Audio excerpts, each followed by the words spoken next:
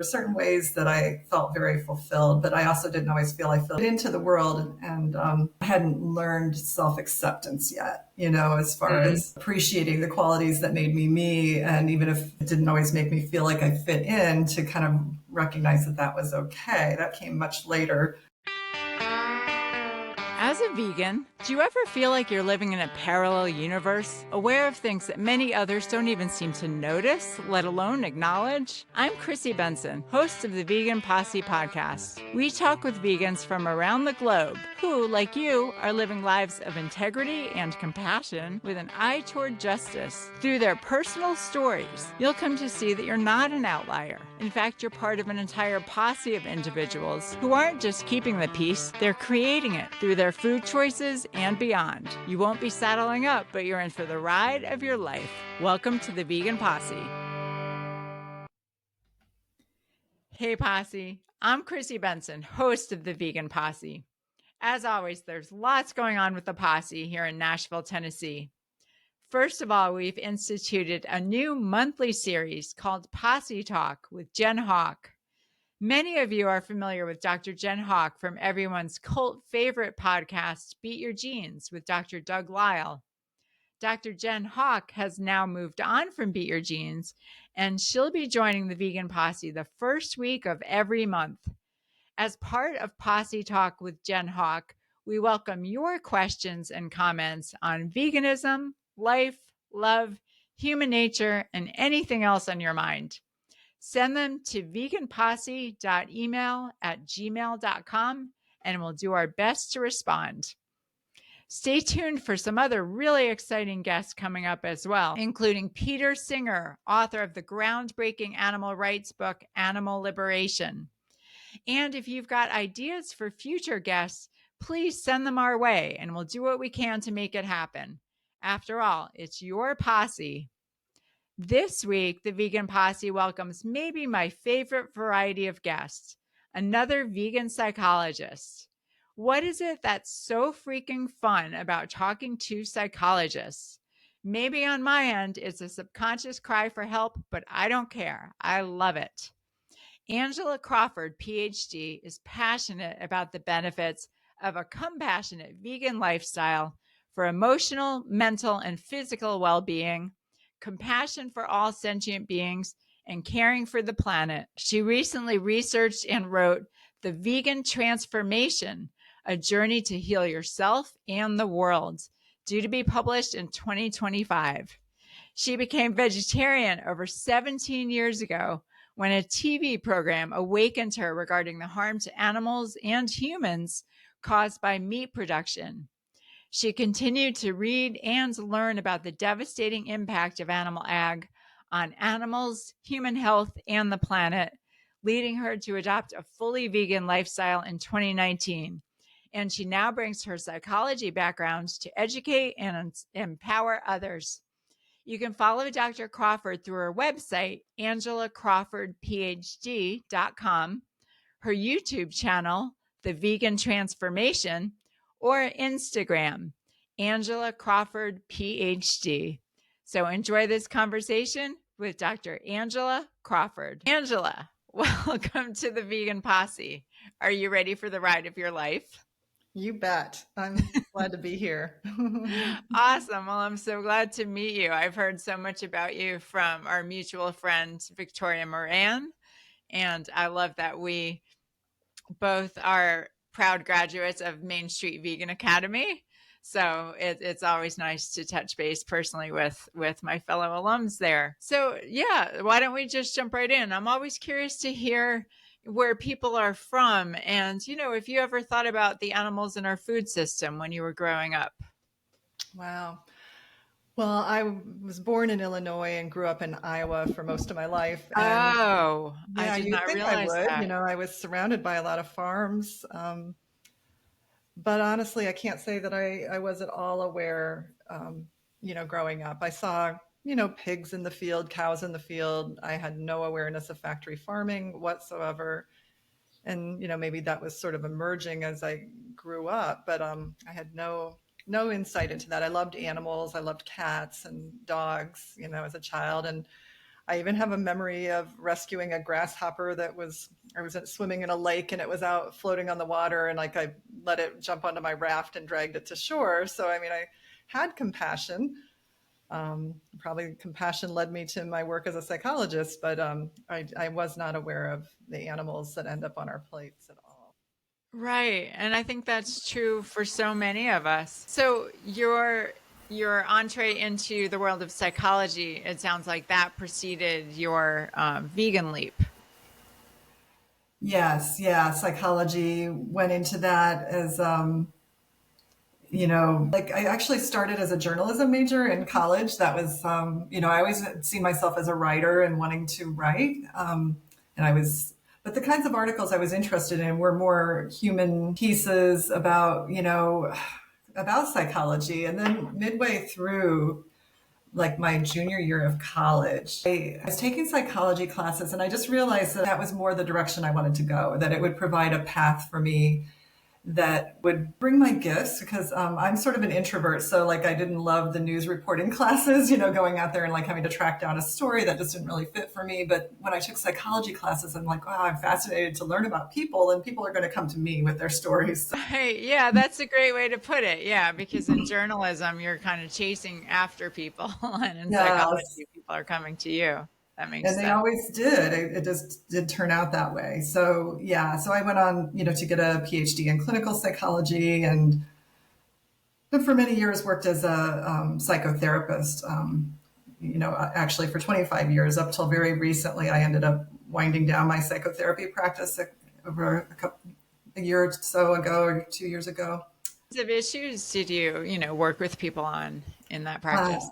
yeah, I started actually with pain management. I saw that because we're not only fellow alums of Main Street Vegan Academy, but we're also fellow alums of the University of Virginia. Oh, wow, that's I so got my interesting. my undergrad there, and I see that you did a fellowship in pain management. Is that right? Yes, that is right. Yeah, that's so interesting. Yeah, I loved Charlottesville. It was a beautiful area. I started with an interest in health psychology, like the interaction between our health and our choices and our mind, body, spirit kind of connectedness. So I started with that training in pain management and went on to work in a pain management program that was multidisciplinary, where the people that went through the program often had work injuries or car accident injuries, and then they would the program would have things like biofeedback training and kind of sort of hypnotherapy and mind body spirit kind of guided imagery, different things that they could use to, and then group and one-on-one therapy. And then they had physical therapy and a medical doctor. So I worked there for a long time. And then later I went into my own private practice. And at that point, I really worked a lot more with just general issues, some health stuff, but also a lot of trauma and and stress, anxiety, a lot of the typical stuff that people deal with. I worked solely with adults. But yeah, and one of the techniques that I really loved working with was EMDR, which is I know you're doing training in mental health stuff. It's in trauma therapy that I just found really transformative for some things that talk therapy alone wouldn't do. So those were some of the interests that I had over time. And it's deeply meaningful work. It's very intense sometimes, depending on, the kinds of issues that your clients are dealing with. And if you're an empath, it can be very intense, but Right. yeah, Right. So it sounds like you had an interest in health this whole time too. yeah, Health, that is. yeah. My mother was a nurse, and in undergraduate, I worked part-time in a hospital. So I always kind of was interested in health and well-being and just flourishing. So there was always that interest. And I think also I've always worked on transforming myself my whole life, just whenever I found an area in my life where I felt stuck in any way, I'd want to work on changing it. So I wasn't always the healthiest. I didn't always make the healthiest choices, let's put it that way, growing up, Uh-huh. especially as far Yeah. as food. But that definitely was an area that I was interested in, being fit and active, for example. But yeah, food was my not where I was healthy, although I tried to, of course, encourage my clients to make healthy choices. I was not always so healthy myself in my food choices. Interesting. Yeah. What kind of issues did you struggle with regarding food and your own health? Yeah, it's kind of funny. I definitely had a sweet tooth. And I mean, I still love chocolate, but now I eat chocolate differently than I did when I was younger. When I was a child, my mother called me the M&M kid because I loved M&M so much. Like I would just eat way too many of them, and just lots of sweets, more than is definitely healthy for you. And I remember studying in college, and like I'd have a big bag of chocolate there while I was studying as sort of a comfort food to kind of get me through my studies. Yeah, and then as I got older, like the kinds of food I would eat would be, I didn't like to cook. This all was before I became vegetarian and then vegan, but I just didn't like to cook. I would make lean cuisine meals. So, so very comfort, convenience, just what tasted good and what was easy. I did not want to be bothered with cooking or things like that. It just felt too Yeah. overwhelming. Yeah. Right. You were a modern woman and an Yes. American and Yes. eating And also away. younger then too, not really, Right. yeah, not at a point in my life. I felt too overwhelmed with just life sometimes, just the Mhm. stresses of life to think about what I was eating and if it was healthy and to put a lot of Mhm. effort into it up till a certain time in my life. Yeah. And so like would you describe yourself as a pretty well-adjusted young person? You mentioned being an empath. Like did that make life more challenging or more rewarding, would you say? Yeah, that's a great question. Always been, as a child, I was probably shy. Later came to understand like terms like introvert and empath and kind of saw that those were qualities that made up who I was. I always needed Mhm. time alone to recharge. And I always kind of felt the suffering around me more easily maybe than other people seemed to. And so I think there were times that was really hard. I didn't feel like miss popularity growing up. I had my groups of friends. I had areas where I definitely did feel at my best. Certain groups of friends where I could really be myself, and certain activities that I enjoyed, like being in nature and walking and riding my bike and reading. And I was very creative. So there were certain ways that I felt very fulfilled, but I also didn't always feel I felt fit into the world. And I hadn't learned self acceptance yet, as far Mhm. as appreciating the qualities that made me me. And even if it didn't always make me feel like I fit in, to kind of recognize that that was okay. That came much later. Yeah. So I think I struggled with like minor anxiety and depression. It wasn't major, but it was there. And probably food was like probably a comfort. I was just blessed that I never gained weight, but I definitely did turn to food as one way to manage stress and to kind of bring comfort, I would say. Yeah, yeah, that makes sense. I relate to all of that a lot. And the self-acceptance piece is so interesting. I'm definitely still learning self-acceptance. You reach a certain level of it, and then there's still more, you know, Yes. more Yeah. that is revealed to be accepted and, embraced and worked with. So when was it that you did go vegetarian and subsequently vegan? Yeah. So I turned vegetarian soon after I had turned 40 years old. And that actually was over 17 years ago. And for me, it started really surprisingly. I mean, I had known some vegans or vegetarians, not many vegans, some vegetarians. I just never understood what they ate or how it could be enough to sustain them. How could they do this? Yeah. I couldn't see it. It sounds like you can relate to that. Oh yeah, 100%. I was a vegetarian for years, probably over a decade, and even at that time, I thought that being vegan was kind of out there, like Yeah. vegetarian. I was a committed vegetarian, but I thought, well, vegan, that's a bit much, and it's Yes. so Yeah. Like, funny now I bemoan all those years that I kind of wasted just being a non-vegan vegetarian. But what was your process like?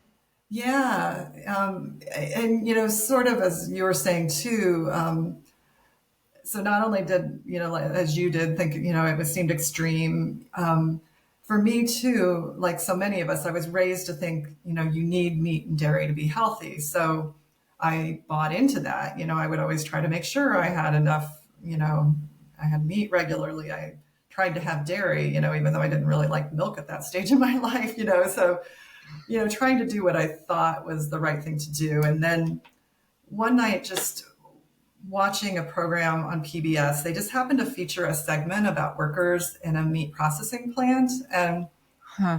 basically what the program, it was just a brief segment. It just showed that these workers were frequently injured. Many were immigrants, many, some were undocumented, some were, there legally, but either way, they didn't feel they had a lot of other financial choices than this work. And they were getting injured from the nature of it. They didn't show any gory scenes that really let you see what they were doing, but it just was enough to get me. And then the thing was that the employer wasn't wanting them to take time off work or they would be at risk to lose their job. And I was working with injured workers at the time, not meat processing plant, but other kinds of work. And it just got me thinking, like I didn't feel that was a just work environment, and that bothered me. And I started to think more about how my food got to me for really the first time. And it led me to think, well, first, if I don't like how the workers are treated, what do I think about what happens to the animals? And it was really, right. yeah, the very first time I'd let myself really think about that. The very next day, I went to Barnes and Noble. I bought a vegetarian cookbook and I made my first plant-based recipe. It was a vegetarian lasagna that had artichoke, red pepper, and spinach. And it was like colorful, delicious. And like I had to buy pots and pans as I was cooking because I didn't actually have the right, the right equipment. Wow. Yeah, like I just was not a cook, but I realized as I made it that I really enjoyed making it. It was like creative and beautiful. And I realized I had never liked handling meat. I just thought I had to. I was Huh. just was worried that it was like would have bacteria in it and I'd get sick from it. Yeah. But so it became an adventure, and I began, that book, the cookbook, had some references to things like John Robbins books and stuff like that. So I just started reading everything. I would go to the library and just check out all the books about vegetarian and vegan issues. And within a pretty short time, I came to see that, I need to stop eating meat. I could see also that dairy and eggs were not good either from either a health or ethical standpoint, but I wasn't quite ready to take that on at that moment. Where were Even you though, living at this time during this period? oh yeah, so I was no longer in Iowa. I moved from Iowa. Well, at the time that I did all this is in upstate New York, so that's where I'm at now. Oh, okay. Yeah, so I live in the Binghamton, New York area. Um, and yeah, so I was, I didn't really know any vegetarians or vegans at the time. So, but I just decided that I could no longer feel okay eating it. I made the connection with the animal that once was, that this flesh was now from, and I just couldn't eat it anymore. And people would say, well, do you eat fish? And I'm just like, I don't want to eat that either. It's, it's flesh too, it's a living being. So yeah, I just kept reading and learning and being really fascinated by what I was learning. And the main person who would listen to me was my now husband, then boyfriend, who I would vent to him everything I was learning about what happened to the animals. And then as I, learned about the health too. I mean, I was healthy at the time, so that wasn't a motivator, but I do have a family history of heart disease. Mm-hmm. And was really amazed to learn like about Dean Ornish's work that, wow, people in Caldwell Esselstyn, like people have reversed heart disease with a plant-based diet. Like why is no one talking about this? Right. It's a totally superfluous syndrome. Yes. We as a society don't need to have it. It's crazy. Yeah, it's crazy. Yeah. So what did your then boyfriend, now husband, make of this journey of yours? He was really supportive. He actually had tried being vegetarian years ago when Diet for a Small Planet was out. Okay, okay. Yes. And so he had been inspired by like, wow, this is not a very sustainable way to eat. We're using all these resources, and he's a very compassionate person too. Like if he sees an injured animal or anything, he's just very moved by that. He's a social worker by profession and then later became a social work educator. So we have some similar interests. So he was open to Mhm. it. And I would say later when I became vegan, that was a little harder for him because he was really attached to half and half in his coffee at the time. Yeah, yeah. I can relate to that. That was a hard one for me too. Yes, definitely.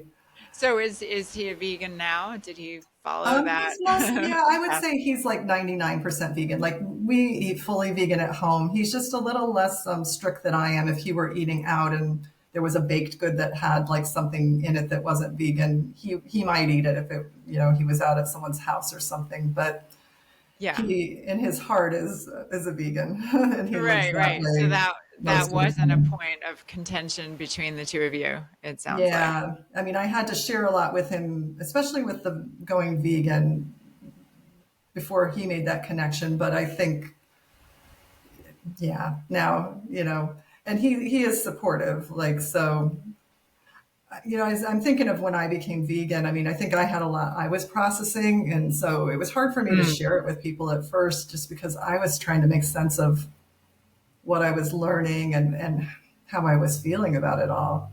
So, There's so much to process and so much to think about, when it really starts to hit home that we've got this whole, I mean, as I put it, like this parallel universe of suffering and yeah, this whole industry that's around torture and violence and killing for yeah, profit, and humans have to work there for it to function. Humans have to work there. I always used to say that to my sister who has two young boys.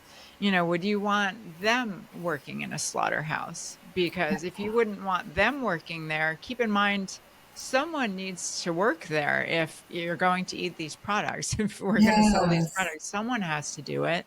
And if you're yeah. not okay with your children being in there, then why are you okay with somebody else's children being No, in it's so true. It's just sort of like, we would take our children to pick strawberries or apples. We wouldn't there? want to Right. take them to like go kill an Right. animal for, especially in those kinds of conditions. I mean, I realize some farms do that, but And like you said, making the leap between what's happening to the humans and then realizing, okay, that's bad enough, but what's happening to these animals? It's really interesting because I remember years ago when I was living in New York City, I attended an author talk by a guy who'd written like an expose of Tyson Foods. And it was all about, the horrific working conditions and the way they commodified the small farmers and took advantage of them and just, were just essentially exploiting them and hurting them and just treating them like animals. And yes, I remember at the talk, just at the end, just feeling compelled to interject. Well, they learn that model of exploitation and commodification by what they do to these birds. They start with the yes, birds. Of course, they're what we do to animals, non-human animals, we're gonna end up doing to humans. It's a yeah. way of being. So what duration would you say this journey was of yours? Like, how long were you a non-vegan vegetarian, and then how long did it take you to go fully vegan? Yeah, it took far longer than, like many of us. I wish it had been a lot sooner. Yeah, I became, vegetarian in 2007, early 2007. And then it was not until 2019 that I became fully vegan, even though I had moved in that direction. I'm not even sure why it happened then, but I kept reading over the years, and I'd have times that I wouldn't read as much and would be a little more distant from the literature and the stories about what happens in terms of health, the animals, the environment. But Yeah. something happened in, like, I don't know, late 2018, where I just was reading more about it again, and someone that lives in my local community had written a book called The Skeptical Vegan. Eric Lindstrom is his name. And, Oh, he writes it in a very funny way. As a former meat eater that just was, never going to become vegan, and who did become vegan. And so his book is kind of a funny take on, like, a male that is a big meat eater making that transition. And so reading his book, I think, got me thinking about it. And then he mentioned that what helped him to shift, him and his wife, was the 30-day vegan challenge with Colleen Patrick by Colleen Patrick Gaudreau. And I just thought, Uh-huh. well, in the new year, I guess 2019, I was ready to embrace that. And so, I just started to, read the book and think through what are my blocks, because there were just certain things that were making it hard for me to fully commit to a vegan lifestyle. I know some people just change overnight. For me, there were some blocks, and I think some of them were social. I think that was probably the biggest thing. You Mm-hmm. know, I'm less of an introvert than I once was in certain senses, that I'm more out there now, I'm more public, but I still need my time to recover, and still empathic, and still get a little overwhelmed, like with conflict and, things like that. So for me to kind of be that person out there, like speaking up all the time about it, wasn't going to come really naturally. And just like handling family and social situations where there were dairy products or things like that, and like a baked good, like my in-laws had frequent family birthday parties every time a family member had a birthday, and of course it would be a non-vegan cake and probably ice cream. So just some of these social things were what was hard for me, and I have learned that I'm not alone with that, because the research shows that actually the majority of people who don't stay vegan, that social reasons are a huge contributor, like having to be that different person at the dinner table, having to kind of constantly swim upstream when vegans are maybe 3% of the global population, even though we're, of course, hoping that will keep growing. So, Right. but it was hard for me. And I think that was really the biggest thing, was handling Sure. social situations. So, but I kind of came to where, like, I made myself watch certain videos and really connect with, like, I had made the emotional connection with eating animals, but I hadn't yet fully made that emotional connection with um, dairy cows and egg laying hens. I just hadn't quite gotten why that was just as bad or worse, Yeah. Yeah. So I made myself read some books, like the book Slaughterhouse by Gail Eisnitz. I'm not sure if I'm pronouncing her Oh, I name don't think right. I've read that one. It Wow. just, she did a kind of expose by interviewing all these slaughterhouse workers about what the conditions were really like. And it was certainly about the slaughterhouse workers, but also about what they witnessed with what happened to the animals and what they did to the animals, in that process. And just, so reading that, and then I, watched Earthlings, and then it's just like, okay, that was what broke me. I was just like, okay, now Right. I get it. And this commodification of animals is not okay. I don't know why, I ever could have thought it was, other than we're conditioned to believe that. Right, right. It is so interesting. And I think that's a great point about the social piece. Even for people like you describe yourself and like I would describe myself, who are more introverted, it's Mhm. still such a challenge. I remember for me in the weeks before I went vegan, just even saying to somebody, I think at a vegan meetup, the last thing I need is one more thing to make me feel more separate from the rest of society. I've already got Yeah. so many, and I don't need to add this big one that comes up at every social gathering and every meal. So it's tricky. And I've heard people say, people often ask the question, if people live in a certain geographical area, oh, is it hard to be vegan there? And a lot of people say, well, it's easy to be vegan, but the only challenge is the social piece. Like, I can eat vegan, I know what to eat, I know how to cook, I love my food, but it's the social piece that remains the Yeah. block. But I'm curious, you're, as a psychologist, and I assume you were a practicing psychologist at this point, seeing clients. Does it, like, how was it for you processing, what happens to animals from a psychological perspective? And was it interesting for you, from that perspective to think about these issues on a deeper level?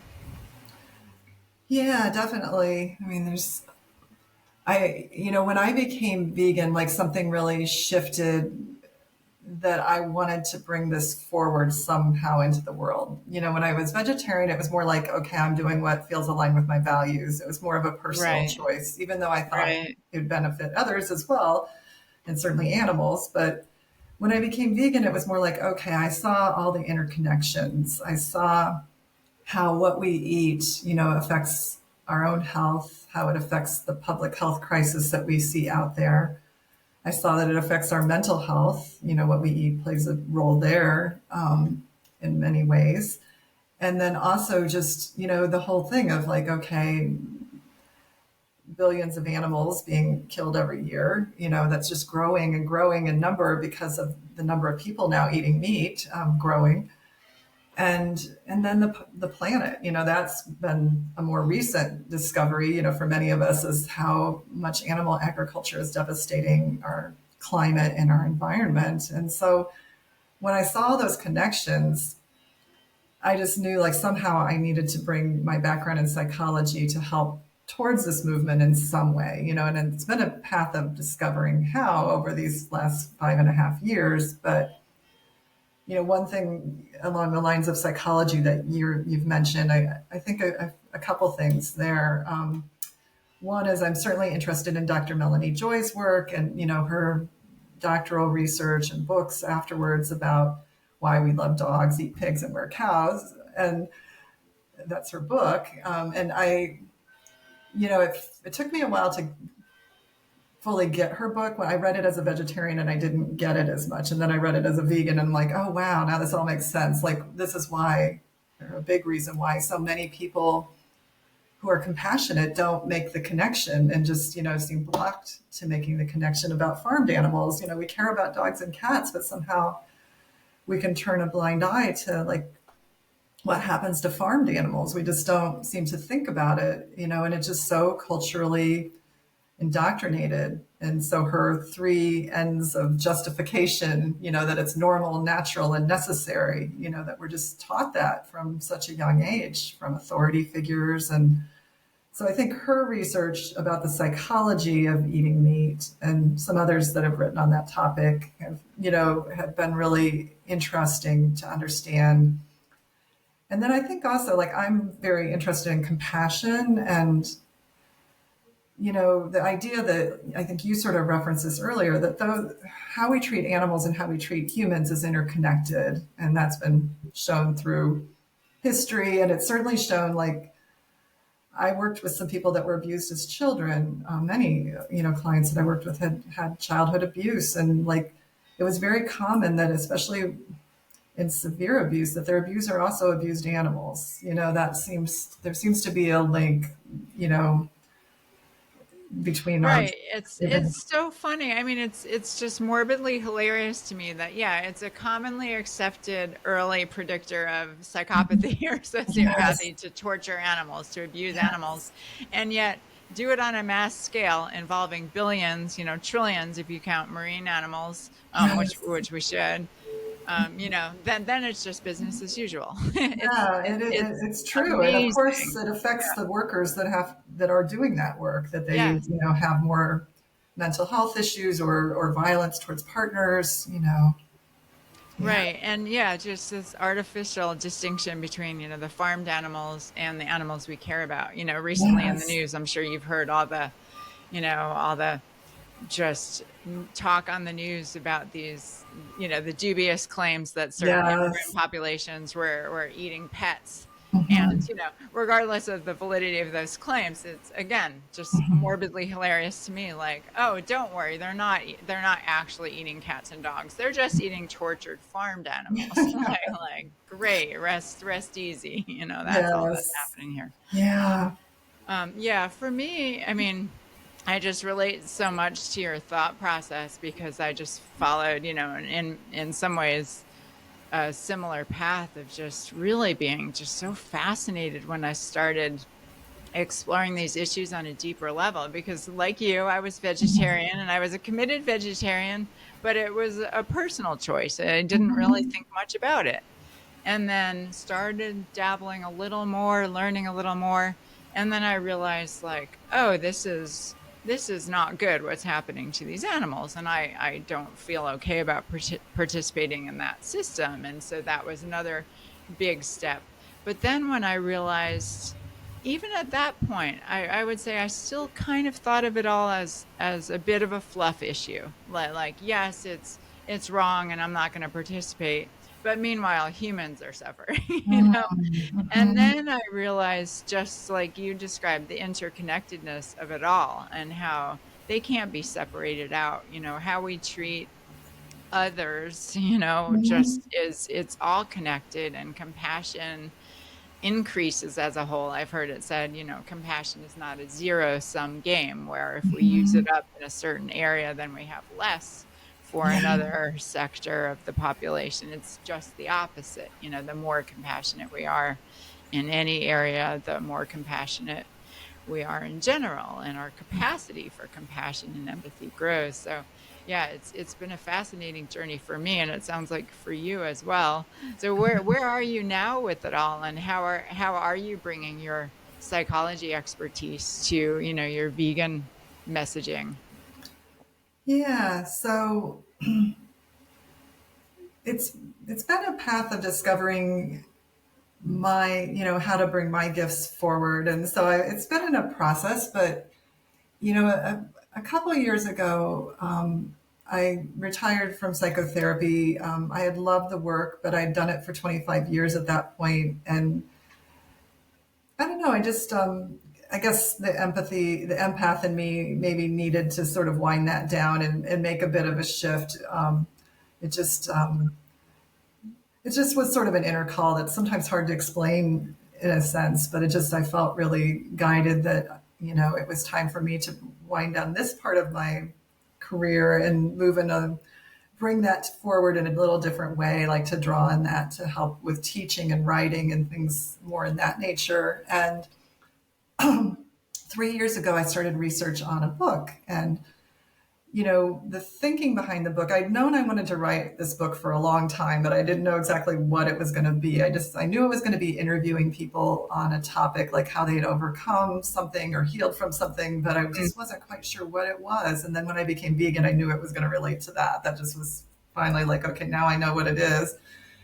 And then a couple of years into being vegan, I started these interviews, and basically what I was looking at was, for me, being vegan was so positive and transformational. I know that, I had at one time thought it would be restrictive and, like giving things up. And that's what so many people think when they're not vegan. Right. But for me, like, I felt like became more authentically myself. Like, I was more true to who I really was by being vegan. It was just sort of like it lined up all the dots of things that mattered to me. And, so I felt better about myself. I felt more authentic. I felt more confident. I was eating healthier because I enjoyed cooking that way or picking foods out that were, healthier overall. And I did eat sweets. It was no longer the way it had been when I was younger. Like now I can have dark chocolate and enjoy it, but not like feel like I have to overdo it. So Yeah. a more enjoyable eating experience, broadened my food palette considerably. Like I like all different kinds of seasonings and, cuisines and stuff. So like it opened my life up. And then, I started talking to people. I joined different vegan networking groups. Oh, and I went to Main Street Vegan Academy within 6 months of becoming vegan. Like that was just Nice. You didn't waste any time. Yeah. exactly like that was like, I just knew when I became vegan, I had, heard Victoria Moran speak, and I was like, I need to go to this place, and that gave me further commitment to stay and become and stay vegan because it's like I need to go here, and I need to be able to share this with people.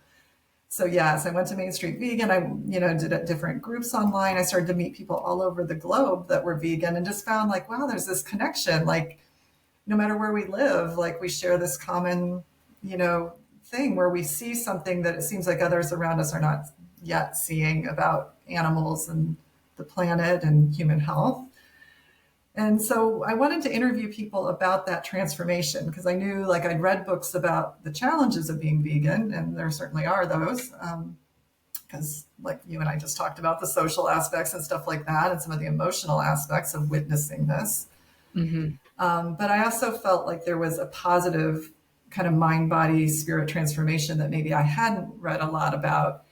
And, certainly there is about the health and the physical healing that people might have, but not so much about Yeah. how it emotionally or psychologically affects them. And I I wanted to capture that. So I surveyed about 350 vegans through just online surveys. And then I followed up with about 75 people for like an Wow. hour in-depth interview.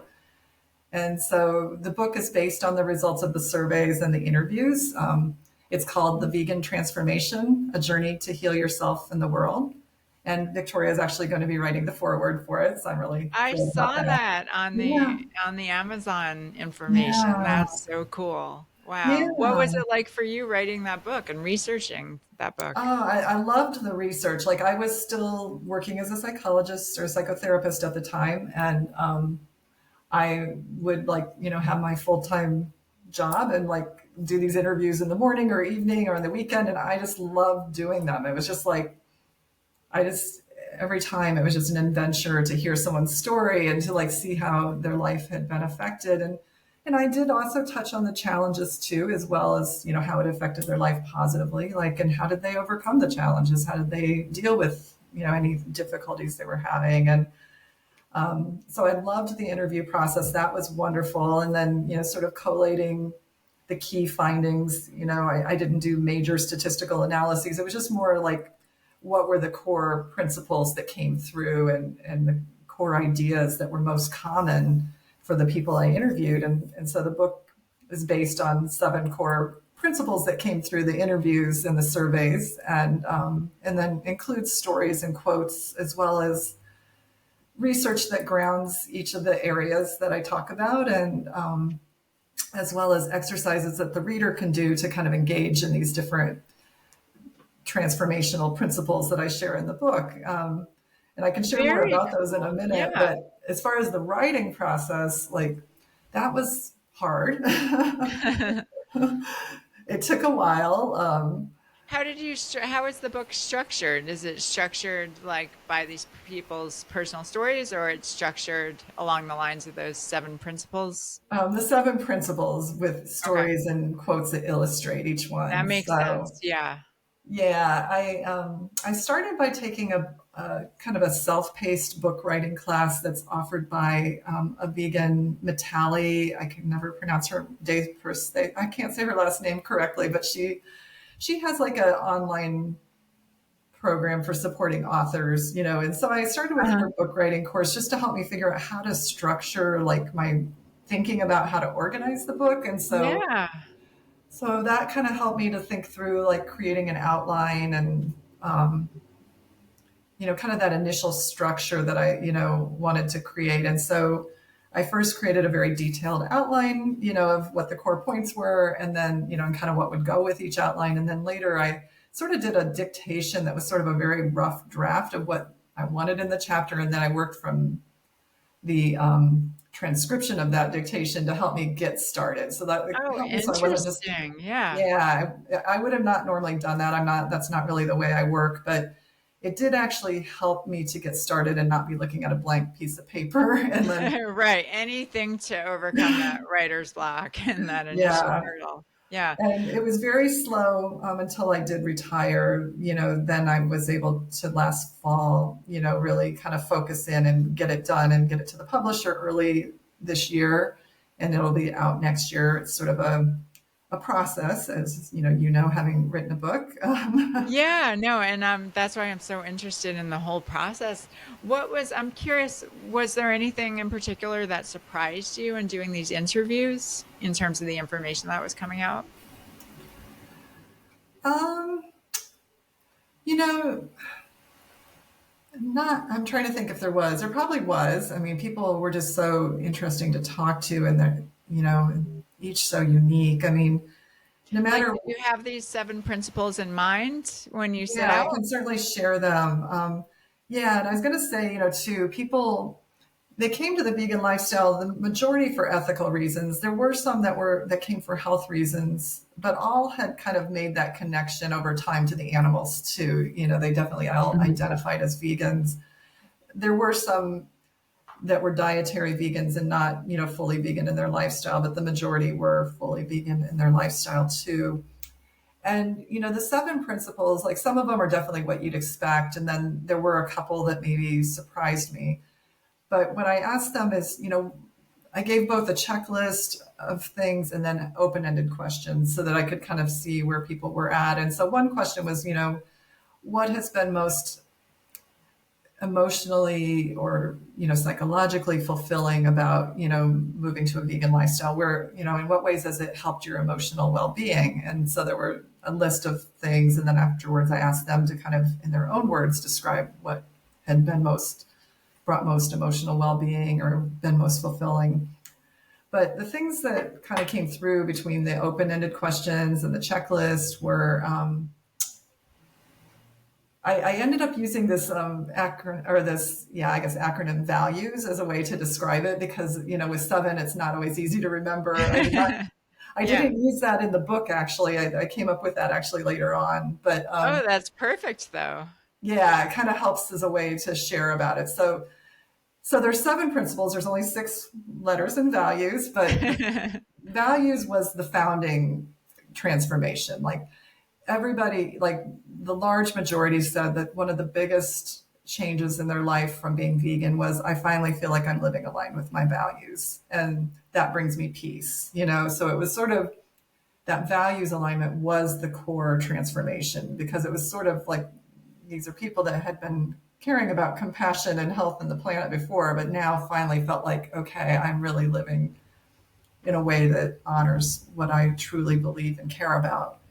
So that was the core transformation. And some people said things like, I felt like a weight had been lifted from me that I didn't even know was there. Mhm. So I can relate to that, because I think when you're not vegan and you're eating animals, you're doing what you think you need to do. But then when you realize you don't need to, and in fact can thrive without it, it can be so freeing.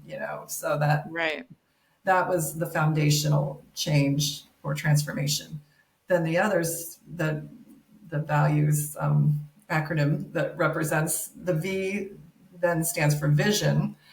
And by vision, I mean that the person they found that they had a vision for both a better life and a better world that gave them a Mm. sense of meaning and purpose.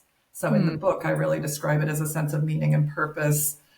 But this vision was part of it. Like I can see that things I do can make a change, for things I care about, even if it's just what I eat and nothing more. But for most of the people I interviewed, they were doing more than just what they ate. They were volunteering, or they were Mhm. trying to be an advocate in their communities, or they had jobs, or, had created businesses. So just so many people had taken their passion for veganism and turned it into sort of a sense of purpose, to make a bigger Yeah. difference in so many ways, from health to animal advocacy to being like a business coach that helps vegan businesses, all kinds of ways. Yeah. This is, and just kind of tangentially, but I do wonder about this, if and when we achieve, this compassionate vegan world, I do wonder how that will affect, the sense of purpose that we current vegans feel. Obviously Yeah. we all want that to happen, and that's what we're working toward. But I do wonder about whether there, will be a downside in that we don't have this feeling of being on the cutting edge of compassion and social Yeah, no, that's justice. a really interesting question. Yeah, I wonder that too, and it's hard to know how that would be. I mean, I'm And sure there will always be other, ethical issues to work on. in And this world, it seems to be yeah, true. Yes, I mean, there's always room for growth. I mean, yeah, and obviously, many great teachers teach that being vegan isn't like the end game. It's an expression of compassion that's needed in our world. But yes, obviously, it's a symptom, or yeah, a manifestation, like you said. Yeah, yeah, yeah. yeah, But something that you mentioned earlier just really struck me as well, because I've heard several other guests talk about how when they went vegan, like you said, it was suddenly like, okay, all the boxes are finally checked. Like, this is who I always was, or, at least wanted to be. And finally, this is who I am, hmm, on the most practical, tangible level. And just this sense of, yeah, I guess in some ways it can be called a transformation, or I've heard other people describe it. And kind of how I feel about it is a sense of just coming into our own, just Mhm. stepping into like the best of ourselves. And Yes. and like you, I really resonate with the benefits and, the joys and the blessings of being vegan, because even though it is hard and it is the source of a lot of, anguish and suffering, and, another psychologist, Dr. Claire Mann, talks about dystopia, that the anguish of being vegan and not yet vegan world. But for me personally, I feel so lucky, and just so glad and so happy to have found this path, which to me is just, the best path. And I can tell you feel Yes. the same way. So I Yeah. think for me, that helps trump all of the other challenges, even the social challenges, which are not to be minimized, because Yeah. they're very real. Especially I think for maybe, maybe I'm just speaking personally, but especially for women, in the romantic Mhm. realm, because Yes. I've heard a lot of my women guests on the show just talk about how, I'm pretty sure if I weren't vegan and I didn't care about these issues, I would have found a mate. I would have found a partner by now. Yeah. Um, No, I hear you. I can see where that would be really true. Yeah. so yeah, so tell us more about this process of, polishing the book, finishing the book, and how did you find your publisher, or did you first, shop around for agents? Like, what was your writing process? Sure. Yeah. And do you want me to tell you the rest of the values thing? Yes, yes, Yes. please. Yeah. Yes, So yes. I'll tell you that. I'll try to be quick on that and then I'll get to the other part. So, so I mentioned the V, the vision and meaning and purpose kind of comes with that. And then A was authentic fulfillment, Mm, not being happy all the time, but rather sort of a sense of emotional well-being that fits with just what you and I have been talking about. This sense like, okay, there are tough emotions in the world, there are tough things in the world, but I'm doing my best to live in a way that feels good to me, And so it's mm, this deeper fulfillment that's very much like what you were just describing. mm. Then there was love. L was love. And basically, in the book, the way that was described was actually connecting with a like minded tribe. People, sort of as I discussed earlier, how I'd met all these people all over the globe, so many of Yeah. the vegans, just said that one of the most meaningful parts of being vegan was just connecting with other people that really shared their values. And I think the other piece of that love component was learning how to navigate differences with people in healthier ways. Not every vegan has learned to do that, but the ones that seem most fulfilled were learning how to communicate with their non-vegan loved ones and others, in a better way, that allowed for differences but still let them be true to themselves. So I think that was a piece of that one too. That's the And tricky one. Yeah, that that's the was the tricky toughest one. one. That would probably be a whole different book, a separate book in and of itself. I probably could Yeah. expand on that eventually. U was unity. This was one of the ones that surprised me because I didn't ask about this. I did ask if people had had spiritual changes from being vegan, but what surprised me was there were so many open-ended responses where people said something like, I now feel interconnected with all life. I now realize we're all one. I now Mm, see that I'm interconnected with nature and other sentient beings. For some people, that was a spiritual part of their spirituality, and they felt more spiritually aligned. There were some who were atheists or didn't necessarily identify with a spiritual path, but they still felt this interconnectedness that before I think eating meat had blocked them from feeling, So that was actually kind of surprising to me how often that came up. It wasn't mm. everybody, but it was a large number of people that kept referencing that. And Uh-huh. that wasn't something I had asked about specifically. So, Interesting. Yeah. yeah.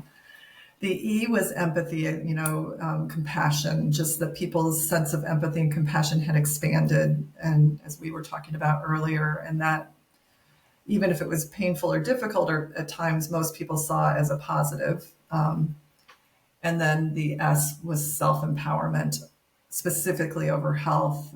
There was a chapter on people taking charge of their health and feeling, and not only healing, but I think that feeling that I can do things that actually make a difference for my own well being, that I don't necessarily just need to rely on medicine and procedures. even though there might be times for those, but that I actually have some say over my own health or well-being. So those were the 7 core principles that came through. And so different chapters represent those. They get into some research about why each of these matter for our overall well-being and how they showed up for the people I interviewed and surveyed.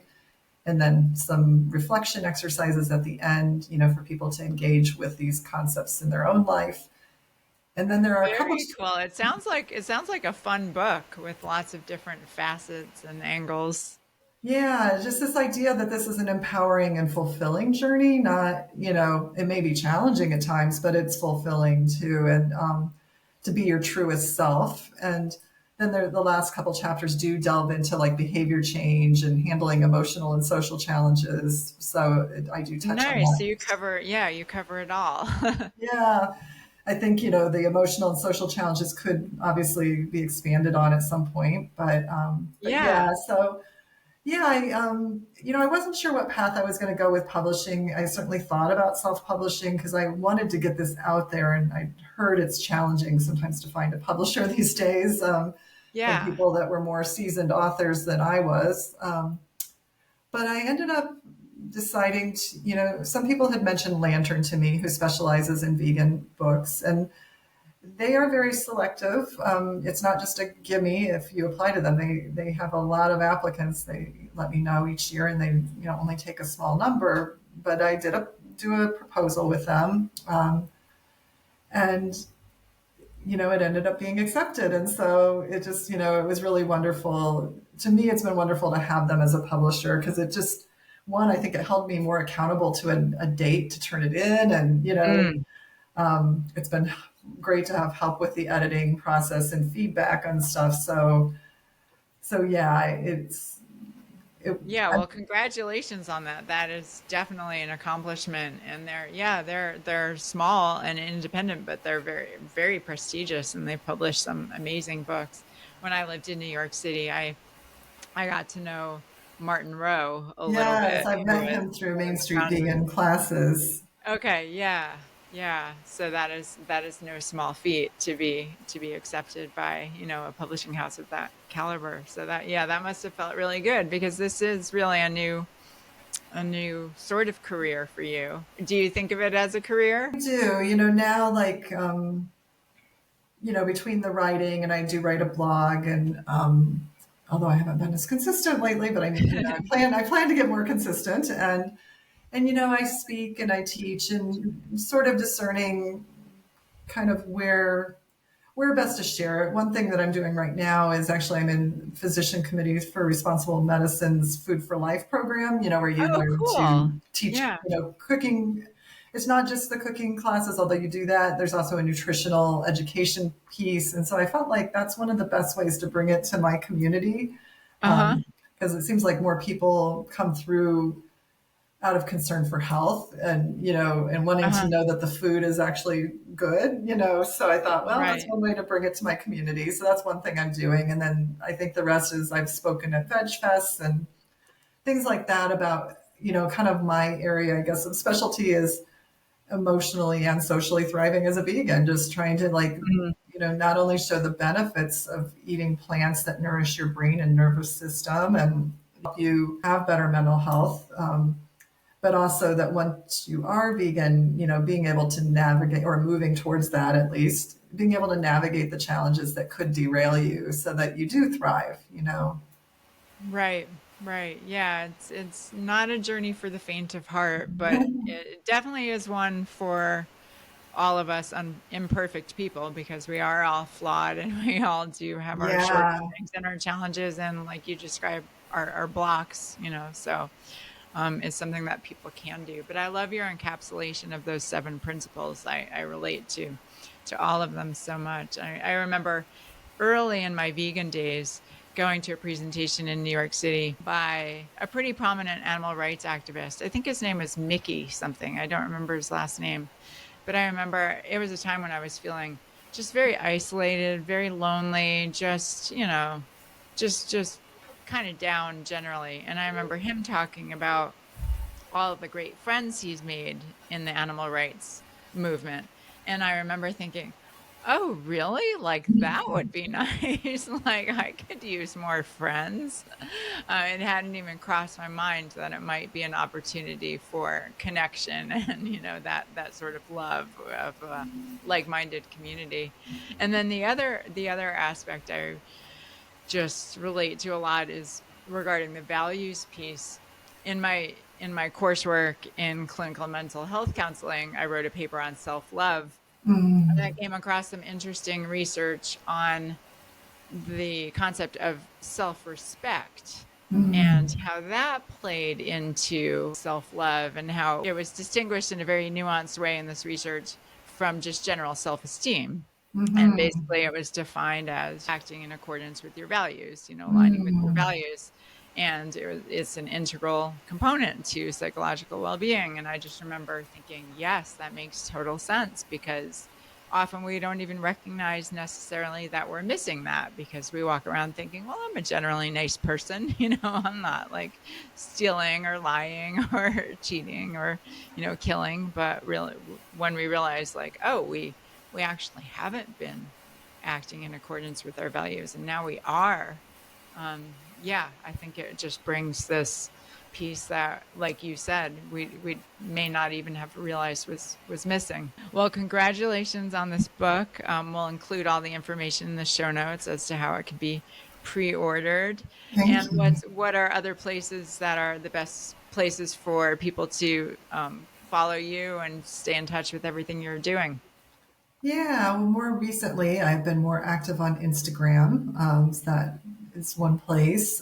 It's just my name, Angela Crawford, Ph.D. And, my website has, both a place to sign up for like my newsletter as well as any updates on my YouTube channel or blog. So certainly, and that's angelacrawfordphd.com.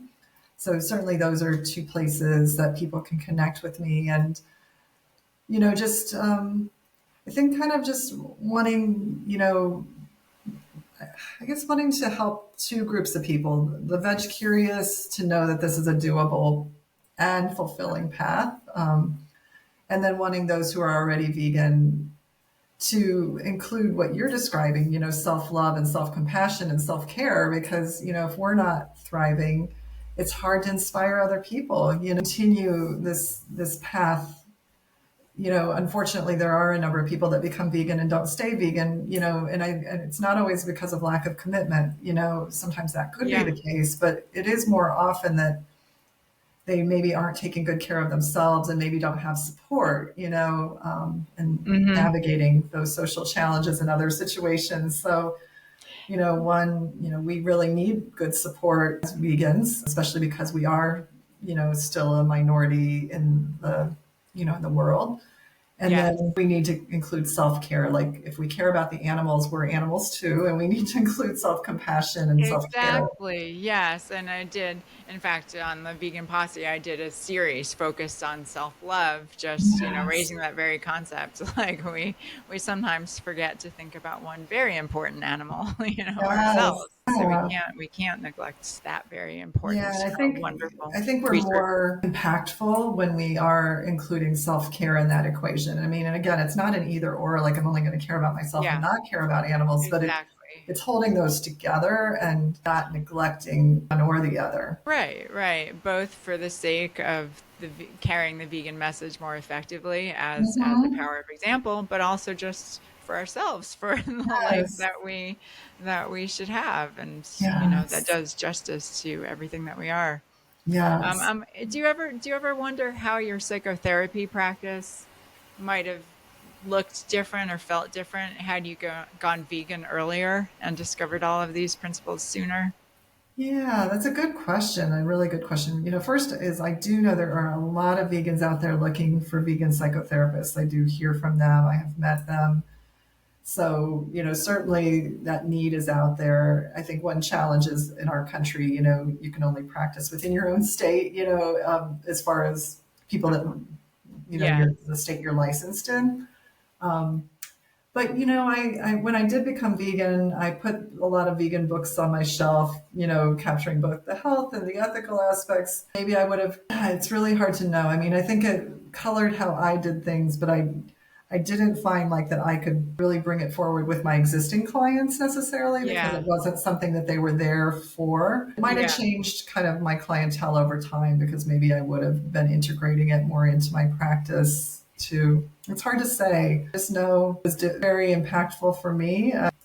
And I think my clients did know that as part of who I was, at least, that that was something important to me because it would come up at different times.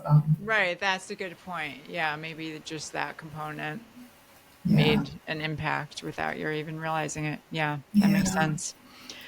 All right. Well, it's been such a pleasure chatting with you. Really appreciate you sharing, just all these intimate details about your personal transformation and experience helping others achieve that same transformation, which I totally agree. It's accessible and available to everybody. And so I love that about it. And at the same time, so few people avail themselves of the opportunity, whether because of social pressures or conditioning or who knows. But thank you for helping make it possible for more people.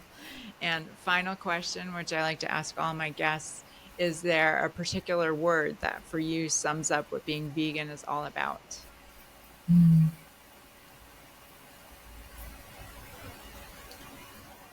Yeah, I think the two words that are coming up, one is compassion and the other is authentic, and those two words both resonate for me. Authentic and being true to who I am and who we maybe are at our deepest core, and then the compassion alongside that.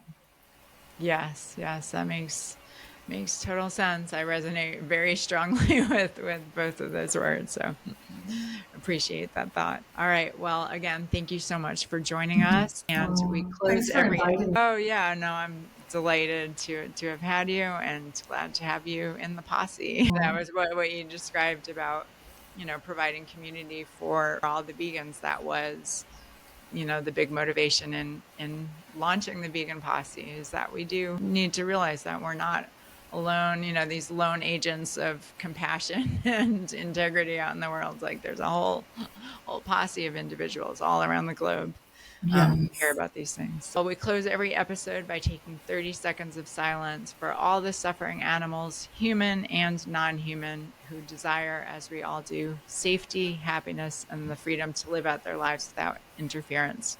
So, Angela, I invite you to join me in 30 seconds of silence for the animals, and we'll conclude with the sound of the bell.